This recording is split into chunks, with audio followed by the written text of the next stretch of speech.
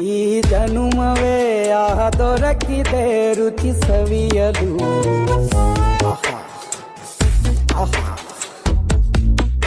ಈ ಜಗವಿದೆ ನವರಸಗಳ ಉಣಬಡಿಸಲು.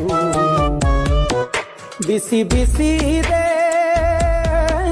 ಬಿಸಿ ಬಿಸಿ ಇದೆ ನಳಪಾಕ ದಿನ ದಿನ ನೂತನ.